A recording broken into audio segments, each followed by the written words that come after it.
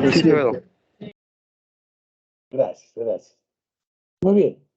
Yo creo que ustedes han recibido la clase de hidatidosis abdominal, ¿sí? Eso nos va a facilitar un poco. Para empezar,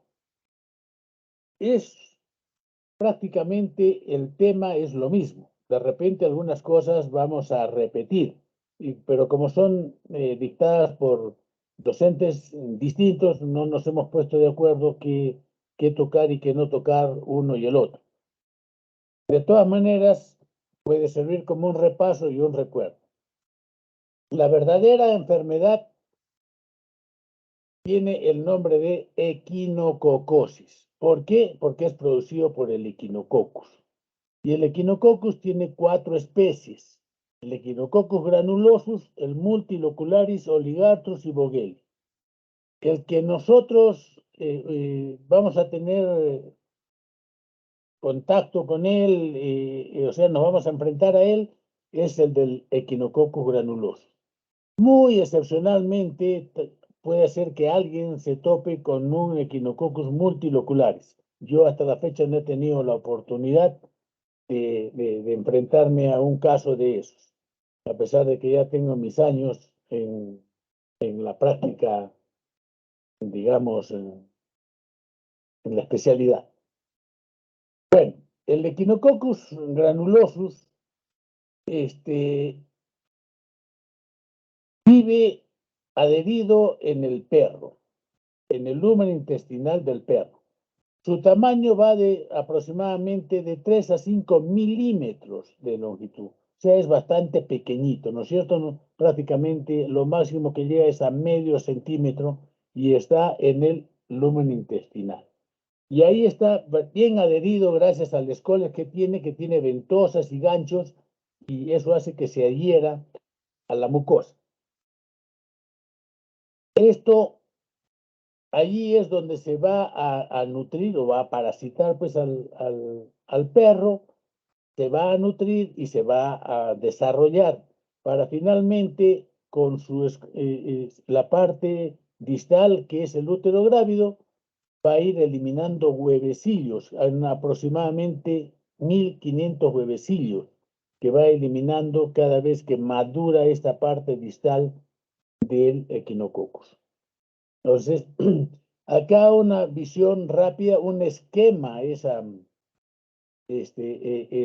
del lado derecho, y el lado izquierdo ustedes tienen lo que vendría a ser una foto de microscopía óptica en fresco. Así es el parásito, ¿no es cierto? Esta es una foto, pero en fresco, ¿no?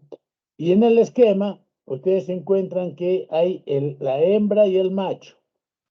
Para que ustedes sepan, la A es hembra y la B es macho. Sin embargo, la distribución pues, que se tiene es muy parecida, pero en cuanto al tamaño varía.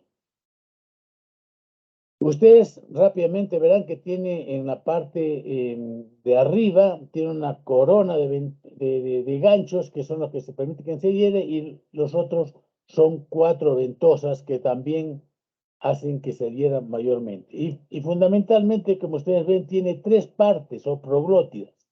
Y la parte distal, fundamentalmente en la femenina, tiene ahí alojados todos los huevecillos. En el segundo es donde está el útero grávido, perdón, y prácticamente se alojan los huevecillos en la tercera proglótida. Cuando esto llega a su madurez, se eclosiona y se eliminan todos los huevecillos a la luz intestinal del perro, y por lo tanto estos son eliminados al exterior. Recuerden ustedes un aproximado de 1500 huevecillos. Ese es a grandes rasgos el Echinococcus granulosus.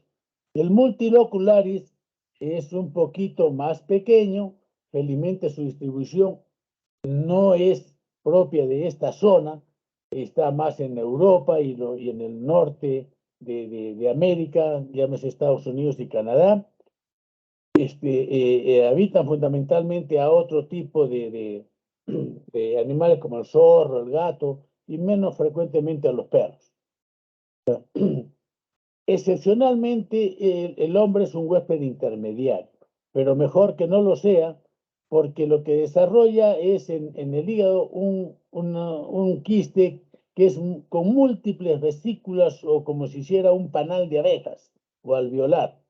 ¿Listo? Y infiltra al hígado y prácticamente lo destruye. Destruye un lóbulo y finalmente a todo el hígado, de tal manera que la persona pues fallece porque le destruye el hígado, es una insuficiencia hepática severa. Esto, ¿por qué lo conocemos como hidatidosis?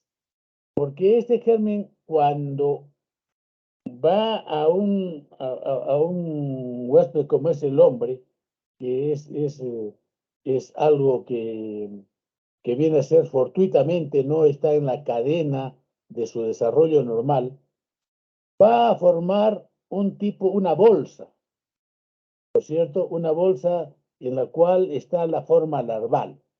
Y por eso se le llama a esto una hidátide. Y de ahí ha derivado el nombre más común y más conocido, que es hidatidosis, porque forman hidátides. En otro castellano, bolsas de líquido en la cual está la forma larval, no huevecillo, sino la forma larval, ¿no es cierto? Ya está, es un desarrollo, y esta forma larval, cuando se elimina, más bien tiene otro comportamiento distinto al del huevecillo. ¿Ya? Esta forma larval, si es ingerida, va más bien a atravesar, eso sí, la mucosa intestinal. Eso lo vamos a ver cuando hagamos a continuación el ciclo vital. Esta es una repetición prácticamente que la hidatidosis es producido por el mitos del género Echinococcus, que se localiza en el intestino de los carnívoros, fundamentalmente el perro. Y siguiendo el ciclo vital, finalmente va a estar alojado en las vísceras, como es fundamentalmente el pulmón y el hígado, y que finalmente eso es lo que va a perpetuar el ciclo de la hidátide, o perdón, del Echinococcus, y va a hacer que de alguna manera el huésped intermediario sea afectado. Dentro de las especies que son huésped intermediario, tenemos una serie de elementos como es los ovinos, los caprinos, los bovinos, los suinos, que para no olvidarme yo son los cerdos e hipopótamos, los équidos, que son el caballo, asnos y cebras, y los roedores. La especie humana, también hemos dicho que puede actuar como hospedador intermediario, va a sufrir pues las consecuencias clínicas del.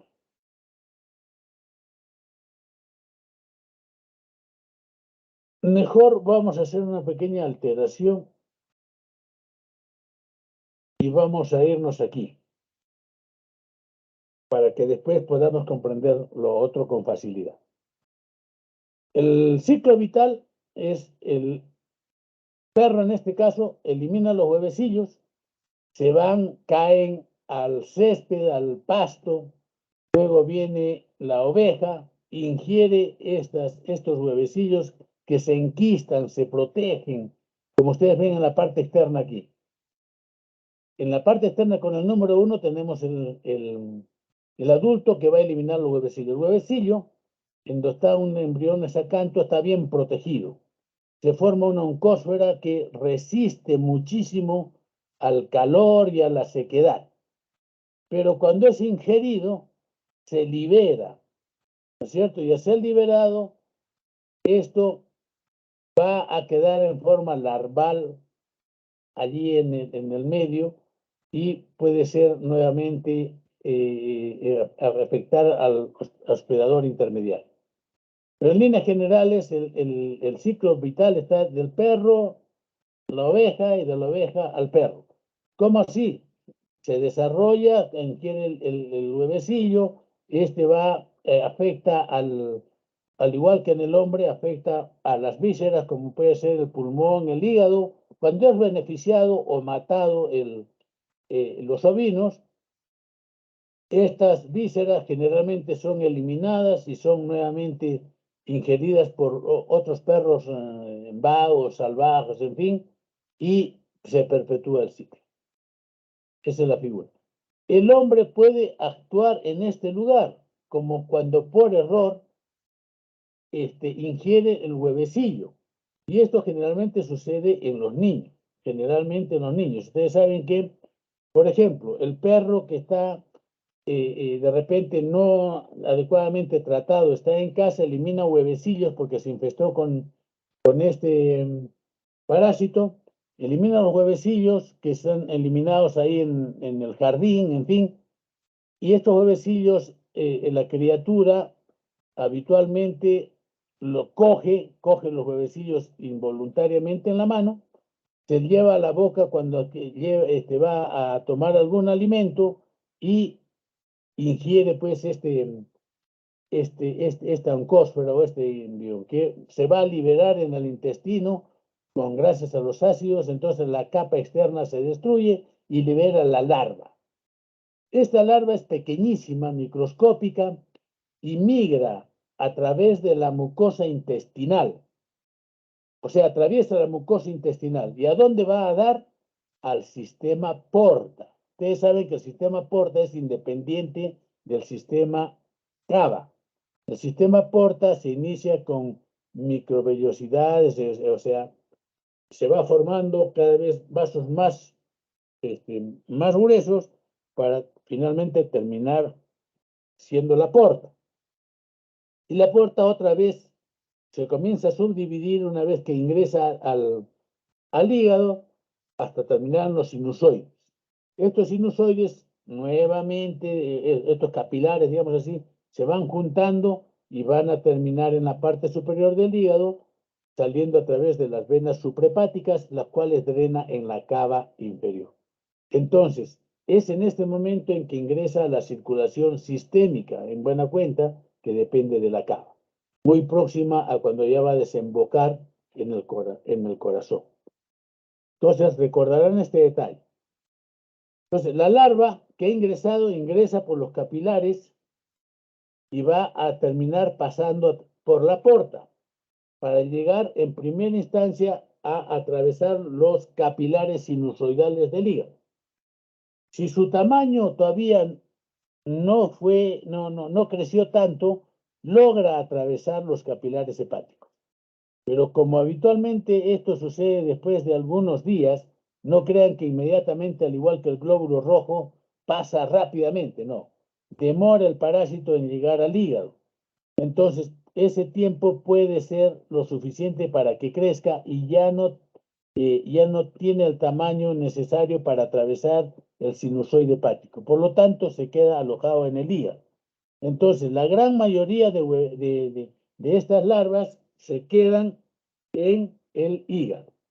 Los que logran atravesar, que son en menor número, van a ir a través pues, de las venas suprahepáticas a desembocar en la cava inferior, aurícula derecha, ventrículo derecho, arteria pulmonar y van a ir al pulmón, donde van a atravesar otra red capilar, la red capilar pulmonar. Entonces, con ya el tiempo que ha transcurrido, pues mucho mayor. Entonces, la segunda opción donde puede quedar atrapado es el pulmón. Y finalmente, algunos, muy poquísimos, logran atravesar estos capilares pulmonares y van a llegar a la circulación sistémica a través de las venas pulmonares, aurícula izquierda, ventrículo izquierdo, aorta, y ahí se va a cualquier lugar de la economía. Entonces, en grandes rasgos, ¿qué conclusión podemos tener? Que podemos tener en mayor cantidad o en mayor número los los quistes ciatídicos van a estar en mayor número en el hígado. En segundo lugar, en el pulmón y finalmente en menor cantidad en cualquier lugar de la economía.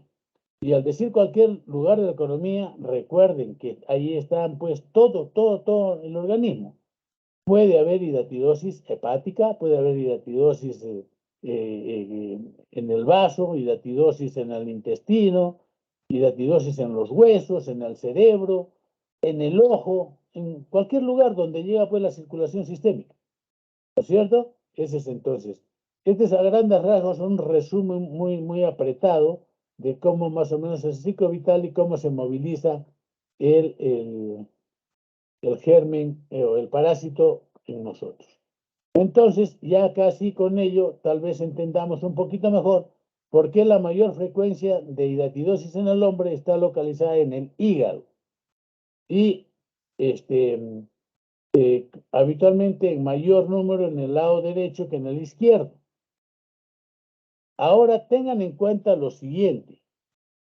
Una larva forma una hidátide, ¿no es cierto? Pero no todos sobreviven, obviamente. Muchos mueren porque la defensa que organiza el mismo hospedador, que es el hombre. Entonces, puede quedar con una lesión única. En algunas cosas son lesiones múltiples, en el hígado. Si pasan al pulmón, la misma figura. Puede ser una lesión única, puede ser lesión múltiple, en uno o en los dos pulmones.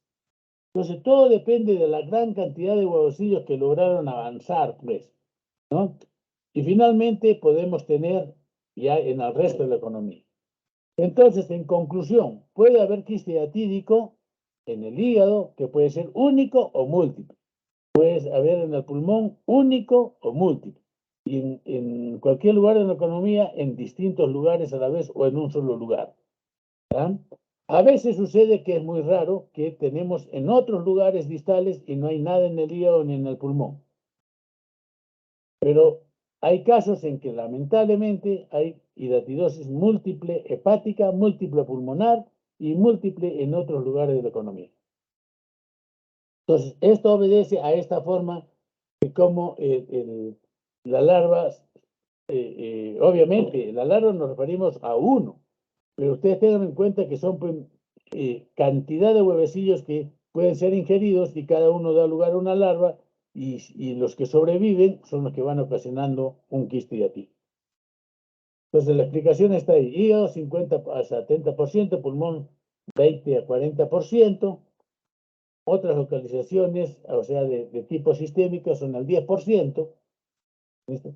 Y entonces, y acá tenemos pues, cosas llamativas, como que puede haber quiste hiatídico a nivel del peritoneo, un vaso, un riñón, dentro de los huesos, tiroides, en las mamas, en fin, en los lugares más increíbles.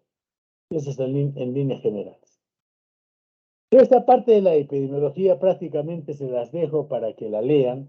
Lo más destacable de todo esto y lo que queremos llamar la atención es que estos huevecillos, cuando salen al exterior, se envuelven de tal manera que son bastante resistentes al frío, al calor y a la humedad.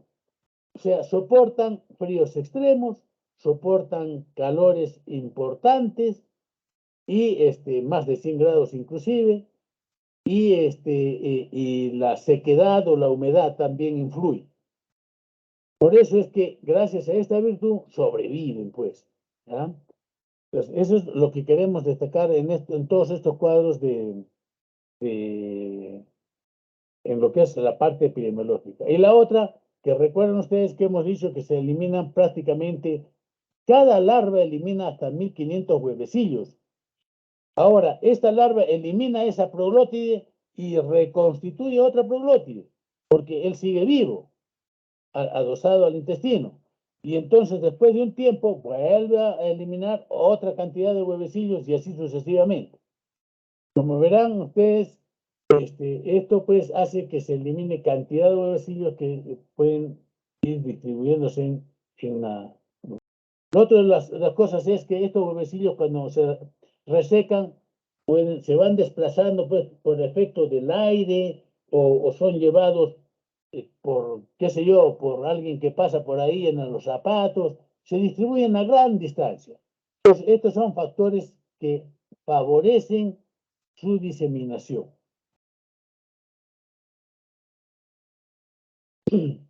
Hemos dicho acá a grandes rasgos la resistencia tanto al calor como a la humedad. Ustedes tienen algunos datos aquí que los leen con detenimiento. para que tengan una idea, ¿no? No es necesario que los aprendan, porque eso normalmente no lo preguntamos, pero lo importante es pues que tengan una idea clara de cómo es estos parásitos sobreviven y se diseminan en gran cantidad. La mejor forma de controlar esto es prácticamente que no hayan perros que estén infectados pues, con el parásito. Eso en primer lugar. Y en segundo lugar, evitar que los perros se nutran de ovejas que están contaminadas con, con estas larvas. Una manera de tratar a los perros es administrándose antihelmínticos, que es el praziquantel a esa dosis. Y la otra de las cosas es tratar de destruir las heces, ¿ya? Ya que, digamos, aquí este tratamiento actúa sobre la larva, más no sobre los huevecillos. O sea, yo puedo matar al parásito que está en el perro, pero los huevecillos que ya eliminó, no los voy a eliminar. No, no, eso no le hace nada. Y acá un poquito de historia, que normalmente recordar que la yatidosis no es oriunda del Perú, los incas no lo padecieron, fue traída por los españoles. Hay reportes de que en 1576, ya cuando estaban acá los españoles, eh, fue presentado, fue diagnosticado en un paciente que era natural de Italia, Florencia. Ustedes recordarán pues que aquí han venido en las expediciones gente de distintos lugares del mundo y que por alguna circunstancia fundamentalmente estaban presos en España o condenados a muerte y que finalmente fueron enviados a esta parte del mundo, ¿no? Y con el encargo de que si sobrevivían, bueno, pues su suerte y de repente se iban a llenar de dinero. ¿No? Y como que así fue, porque vinieron y saquearon no solamente al Perú, sino los países que visitaron.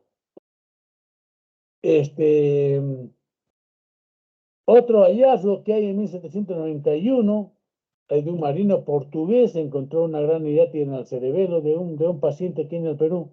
Y el verdadero y auténtico caso oriundo del Perú autóctono fue descrito en 1905 por Goto. Aquí tenemos el ciclo vital, que ya hemos hablado algo de él, y en esta parte vamos a destacar la parte fundamental de un quiste hidatídico, de la hidátide.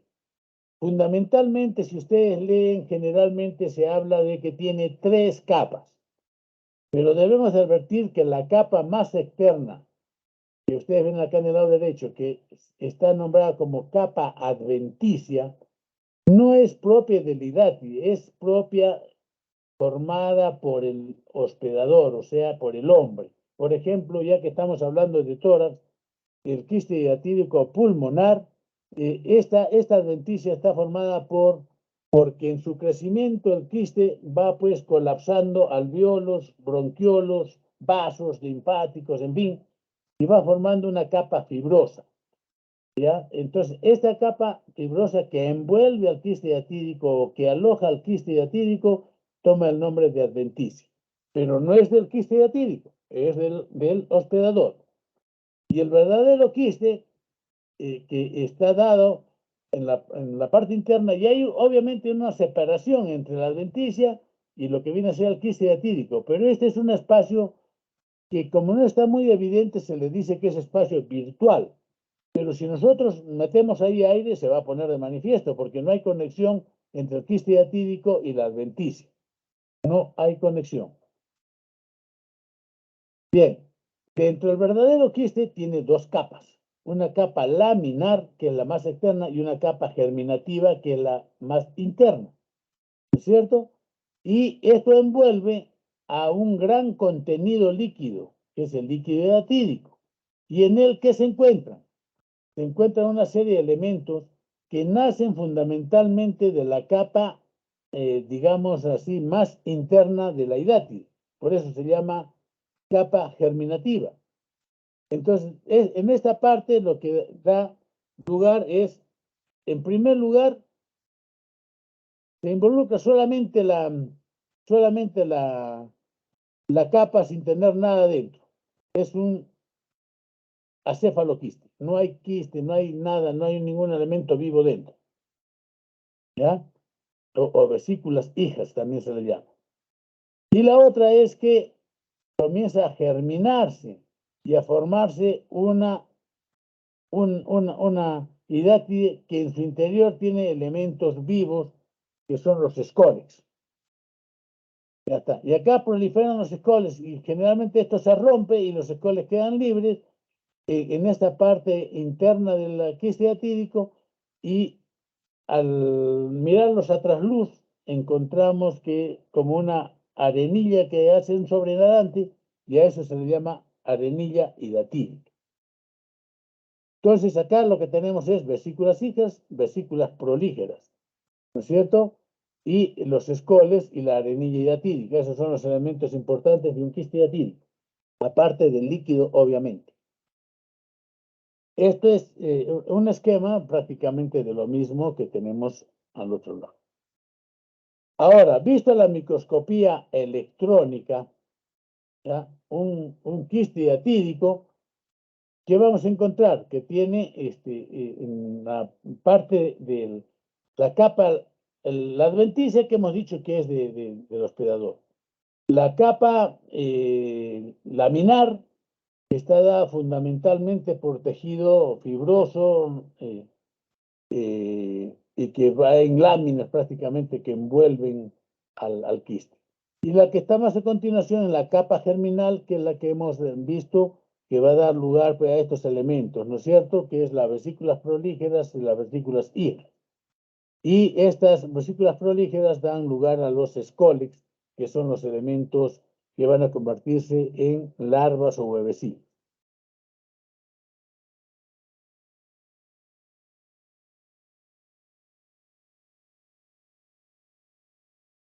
Aquí una repetición. La laminar, que es la más externa del quiste hidatídico, es una capa blanca de tipo albuminoide. Cuando la vemos en directo, ahí por ahí hay una foto, vamos a ver que tiene una formación blanquecina como si fuese un huevo, igualito que un huevo, pero no con cáscara, o sea, sino con la membrana interna que envuelve a todo el huevo.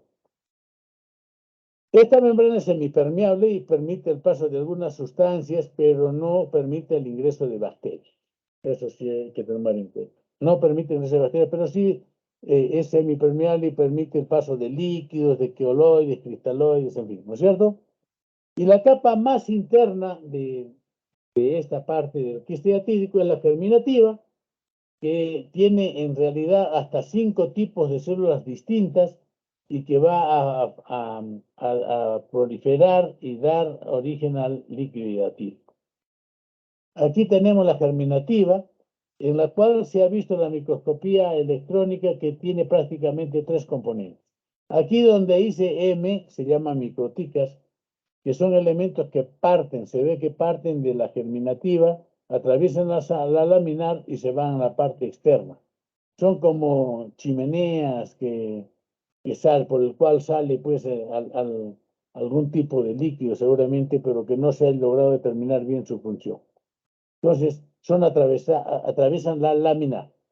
La germinativa, sí, más bien, tienen 3 partes, de la cual esta que hemos remarcado bien en tejido, perdón, en color oscuro, es el tegumento.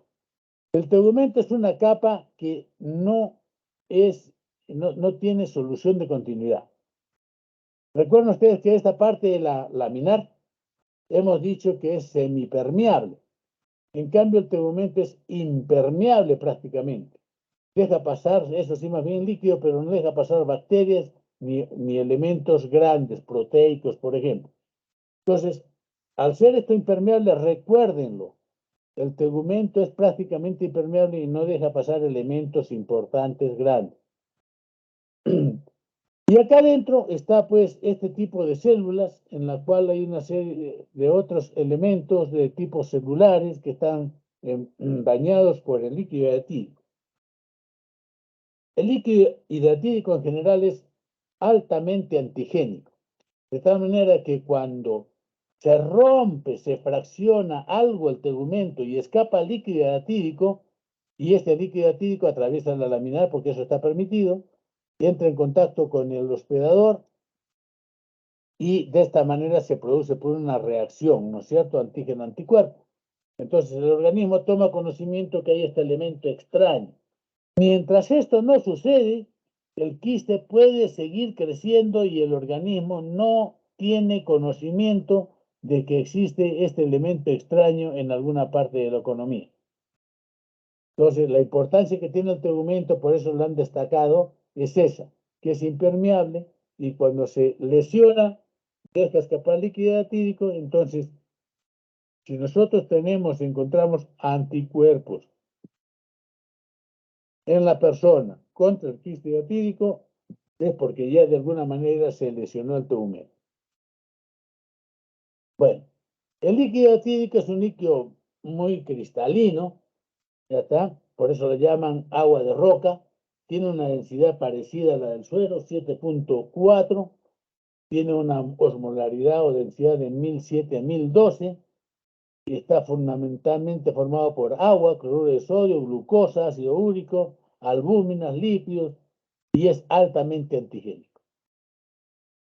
¿Cierto? En este líquido hidratídico no está más remarcar lo que ya hemos dicho, que existen vesículas fijas, vesículas prolígeras, escólex o escólisis. ¿Ya? En cuanto a la investigación de la inmunidad, lo primero, hace muchísimos años atrás que estaban los primeros indicios que estaban buscando cómo detectar que alguien tenga un quiste hidratídico, se desarrolló una prueba de Capron, que es la intradermoreacción de Capron. Esta reacción detecta, pero es muy vaga, de tal manera que se dejó en desuso. Pero en general, estos autores han llegado a encontrar en la oveja hasta 19 tipos antigénicos.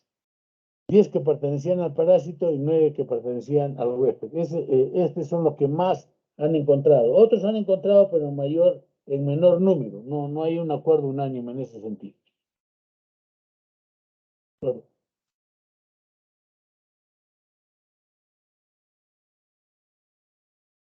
lo que sí ustedes tienen que tener en cuenta es lo actual. El antígeno que se encuentra cuando hay un quiste hidratídico y que se ha fraccionado el tegumento y por lo tanto es reacción, el antígeno que se encuentra se puede encontrar en forma alta en el suelo, es el antígeno 5. ¿Ya? ¿A qué se refiere que es termolábil y es específico? A lo siguiente. Estas son bandas proteicas.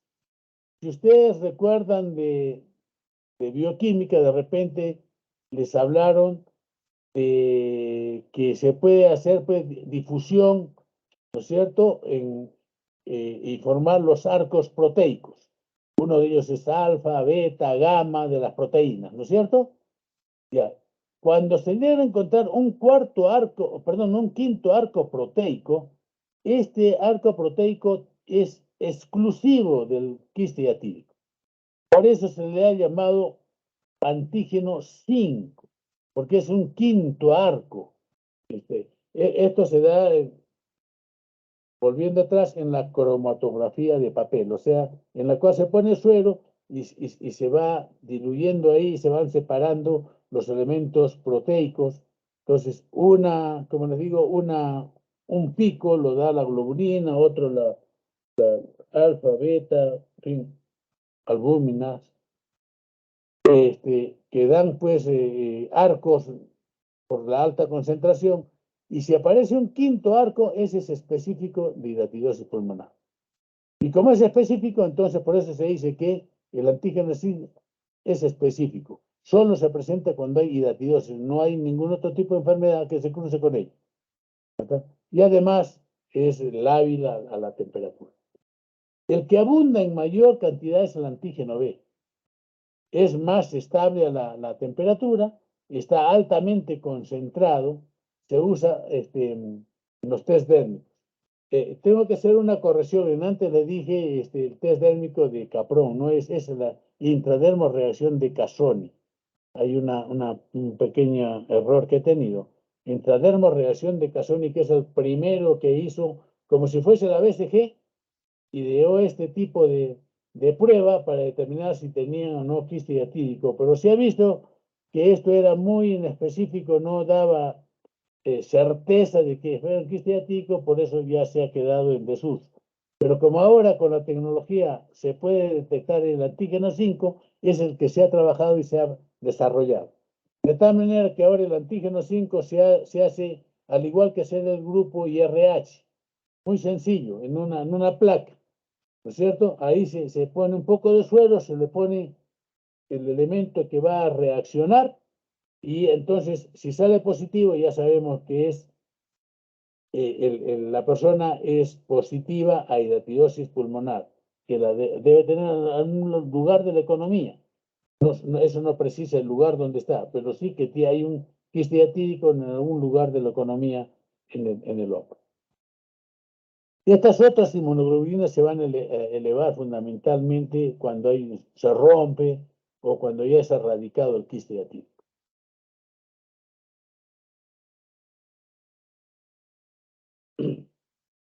Las pruebas diagnósticas consisten en poner en contacto, obviamente, el antígeno y los anticuerpos que son generados por el hombre, ¿no es cierto?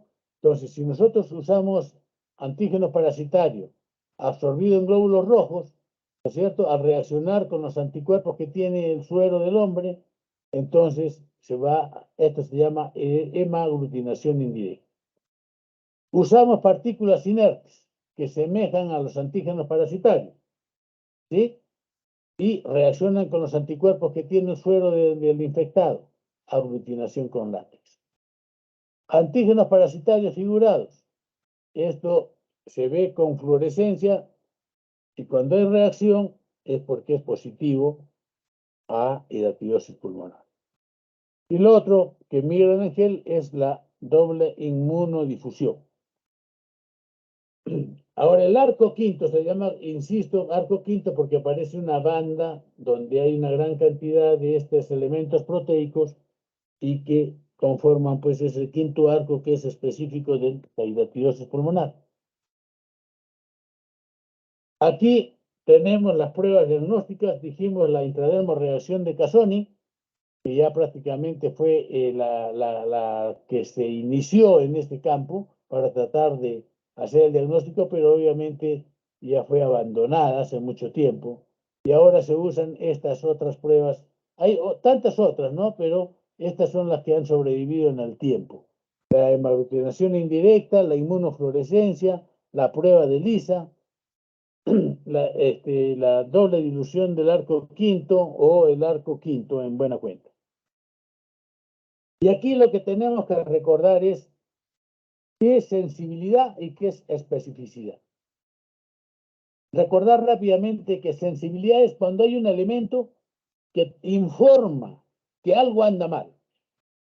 El ejemplo más claro podría ser cuando un niño o una persona dice, tiene fiebre. Muy bien. Al tener fiebre debe tener una infección. ¿Dónde? No lo sé, pues.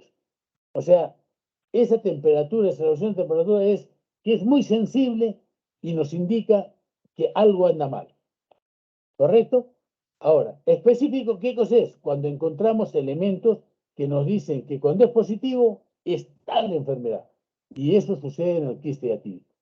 Entonces, en el quiste diatídico, cuando encontramos el arco quinto, eso nos indica que es efectivamente hidatidosis pulmonar.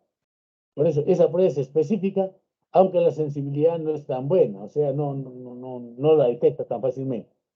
Hay pruebas que son pues muy sensibles, pero que no son muy específicas. Entonces, como quien dice, nos informa de que hay algo que puede ser un quiste diatídico, pero no te doy la certeza. En cambio, con el arco quinto, Sí, nos da la certeza que es un quiste diatídico. ¿Dónde está? Ahora ahí viene el problema, que puede ser detectado de acuerdo al estudio con imágenes, en fin, puede ser detectado fácilmente, pues, o en algunos casos son bastante difíciles de diagnosticar el lugar por el lugar donde se encuentra. Ahí yo me pasé.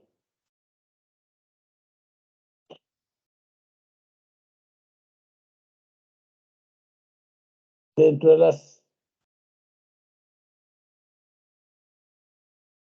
dentro de la clínica, habíamos dicho que el quiste diatídico, especialmente en el pulmón, la diatidosis pulmonar, el quiste diatídico puede ir creciendo, creciendo, creciendo, y si no se ha roto el tegumento, no hay respuestas antigénicas. Por lo tanto, la persona prácticamente no se da cuenta hasta que accidentalmente, entre comillas, se le toma una radiografía y se encuentra pues ahí una masa bien redondeada y si es una tomografía ya aclara mejor la figura y es una formación quística pues que está ahí localizada en el pulmón. Entonces, generalmente es asintomático. ¿Cuándo causa un poquito de tos? Cuando ya comienza a horadar en su crecimiento, comienza a horadar bronquios grandes, entonces da un tipo de tos irritativa. ¿Cuándo puede haber suceder rash? La explicación que hay es que el tegumento se rompe en algún momento, se libera líquido diatídico, entonces el organismo toma conocimiento y forma anticuerpos. Como esto no se rompió en la totalidad, qué sé yo, entonces queda la memoria en el organismo. Cuando más adelante vuelve a romperse por alguna circunstancia de estrés, pues en fin, vuelve a romperse y vuelve a liberarse quiste diatídico, entonces obviamente actúan los anticuerpos para frenar y entonces esto puede llevar a la aparición de rash externamente. Entonces hay una reacción antígeno-anticuerpo que se manifiesta como rash. Ahora, cuando el quiste diatídico se rompe, hay lo que se llama la vómica. La vómica es la expulsión brusca, precedida de tos, y este líquido sale a través del árbol bronquial, para diferenciarlo de lo que es un vómito. Entonces, o sea, se produce una tos y se expulsa un líquido que lo manifiestan que es bastante saladito y sale a través pues de la vía aérea. Esa es la verdadera vómito. Es obviamente distinto con el vómito que viene precedido de náuseas, mas no da tos, a pesar de que el centro de la tos y del vómito están muy cercanos. ¿Qué es lo que nosotros vamos a ver en la radiología? Una formación bien redondeada de bordes níquidos que empuja los bronquios, por lo tanto da dislocación bronquial y en algunos casos puede formarse un neumo perivesicular, que lo vamos a explicar a continuación, y el signo del camalote. ¿Qué es el signo del camalote? Cuando se rompe el quiste diatídico se sale el líquido. Y ustedes recuerdan que la adventicia es la que forma una capa externa dado por el hospedador. Entonces, esta capa externa que es rígida, se queda pues como tal, entonces el pulmón no desaparece esa cavidad. Y el quiste diatídico al romperse se evacúa total o parcialmente y puede dejar algo de contenido como es la lámina, pues la membrana, ¿no? Que alojaba el quiste diatídico. Entonces, ¿qué es lo que nosotros vamos a ver? Una membrana informe en la parte basal, un poco de aire. Entonces, eso es lo que se llama el signo del camalote. Aquí tenemos algunos ejemplos de quiste diatídico en una frontal. Vean ustedes dos quistes diatídicos de regular tamaño. En la lateral, obviamente no se ve muy bien. En la parte de adelante está la silueta cardíaca. En la parte de atrás, ahí ven ustedes hasta dos quistes diatídicos. Y en la parte superior, a pesar de que no se distingue muy bien, también hay un quiste diatídico. O sea, este es un paciente con una diatidosis múltiple. Aquí tenemos otro ejemplo, un quiste diatídico simple, porque está bien formadito, no se ha roto. Y en este otro lado, un quiste diatídico complicado. Ojo, presten atención, se le llama hidatidosis complicada porque se ha complicado con ruptura, no porque sea un quiste difícil de retirar, muy complicado de tratar, no, sino que es que se rompió en buen castellano, pero se le ha dado ese nombre de hidatidosis complicada. Y como ustedes pueden apreciar acá, ven ustedes la membrana que está en la parte basal, todo ese borde superior irregular, ya está. Ese es el famoso signo del camalote. Acá tenemos una tomografía que más o menos la hemos traído para mostrar lo que es el perineumopericiste. Vean ustedes acá el quiste hiatídico y hay una sombra entre lo que es la denticia y lo que es el quiste hiatídico. Y hay una sombra, digamos, aérea. ¿Eso a qué se debe? A que de una u otra manera ha entrado aire ahí. Quiere decir que se ha abierto un bronquio, está entrando aire y ha hecho evidente ese espacio virtual que había entre el quiste hiatídico y el hospedador y su adventicia. Entonces, ese es el famoso neumo peridiscicular. ¿De qué nos sirve encontrar esto? Nos sirve y nos indica que debe ser intervenido rápidamente el paciente, o lo más pronto posible, porque está tratando de que se rompa el verdadero quiste hiatídico. Por eso se llama la atención el neumo perivesicular. Aquí para mostrarles, vean ustedes el pulmón y una hidatidosis múltiple en ambos pulmones.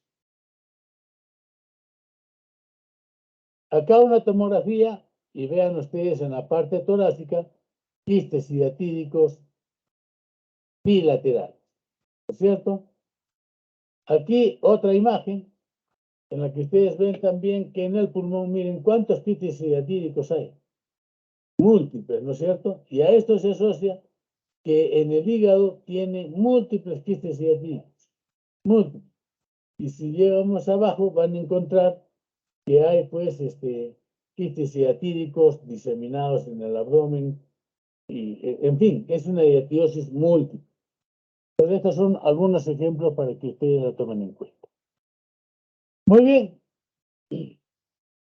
Hecho el diagnóstico que tiene una hiatidosis pulmonar, ¿cuál es lo que tenemos que hacer?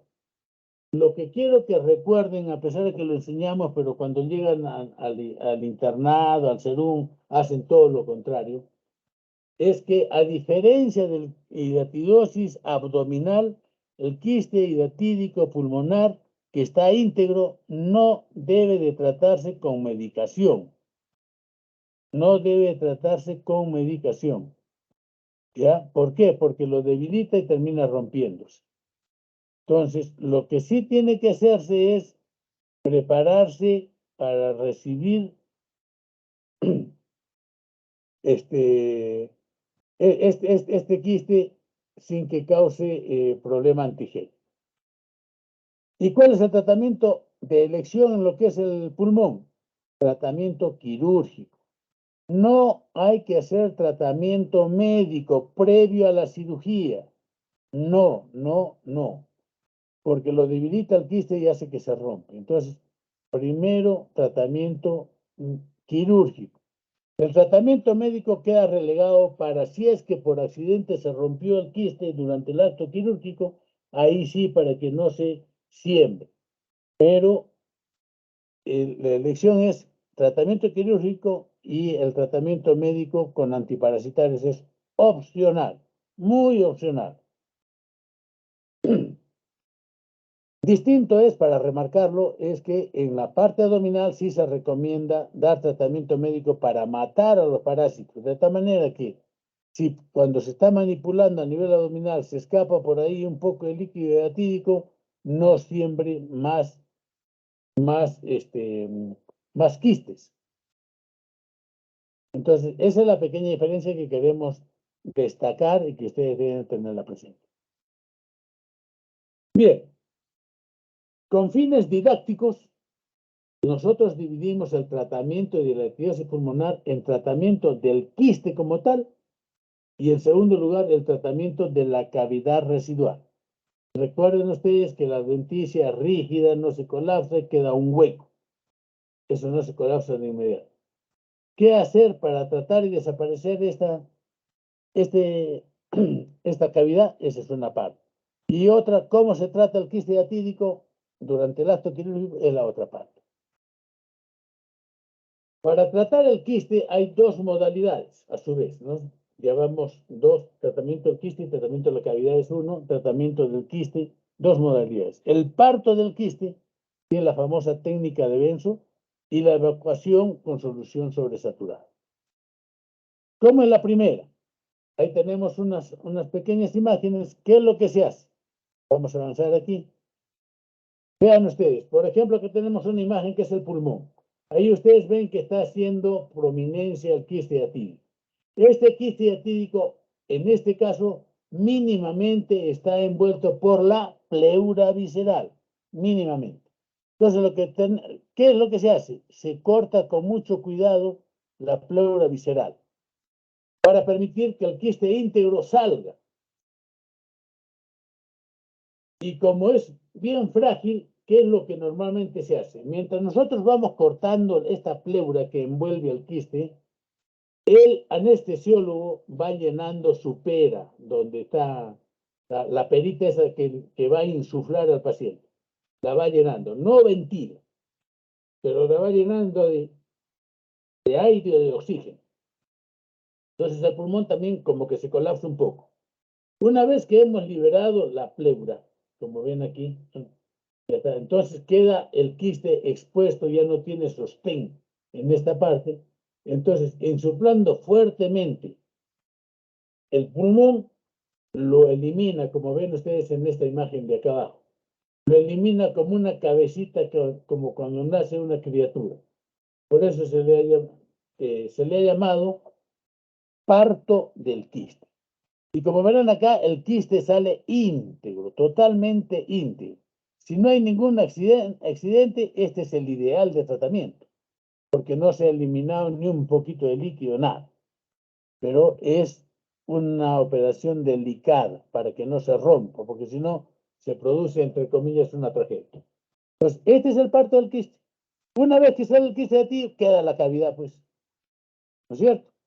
Ahora, lo otro, si el quiste atídico ya se rompió, ¿qué es lo que encontramos nosotros? Una cavidad residual, en la cual la aperturamos y podemos encontrar ahí algo de contenido que era el que estaba dando el signo del camalote, que era la membrana que se está digiriendo, que está ahí y se está infectando.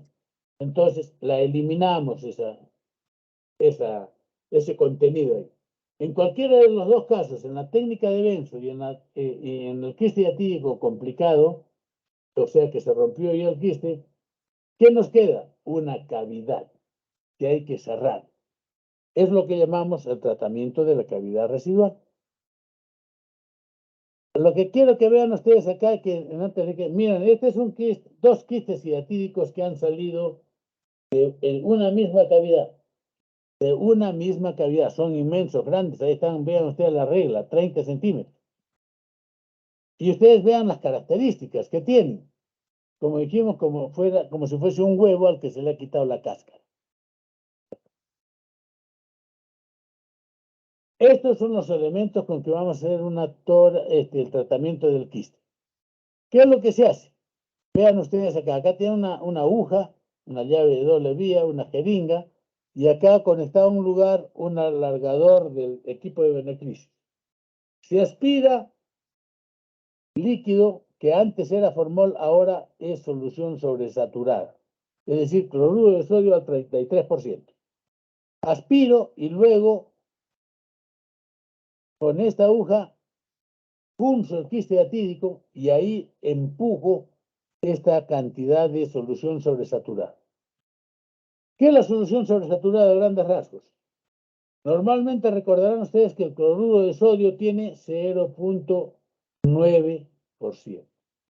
La solución sobresaturada es que se ha diluido la sal al máximo. ¿Y cuánto es lo máximo que se pueda diluir? Esta es una propiedad del agua. Lo máximo que puede diluirse es el 33%. Lo máximo. Así la pongan en la licuadora, ya no disuelve más. Entonces, 33% en un litro de agua, por ejemplo. Ahora comparen pues con la solución fisiológica de 0,9. 33 contra 0,9, prácticamente 40 veces más concentrado. Entonces, ¿cuál es el principio? Que al colocar esta solución sobresaturada en el contenido del quiste diatídico, va a cambiar pues ahí la concentración. ¿Y qué va a hacer? Va a comenzar a volverse hipertónica el líquido, y de tal manera que a los Scolex los deseca. ¿Por qué? Porque le saca el agua interna que tiene. Entonces, esto es el tratamiento con la solución sobresaturada. Esto obviamente se repite 3, 4, 5 veces, o las que ve por conveniente el cirujano, y de esta manera va quedando totalmente limpio de elementos vivos del quiste diatídico.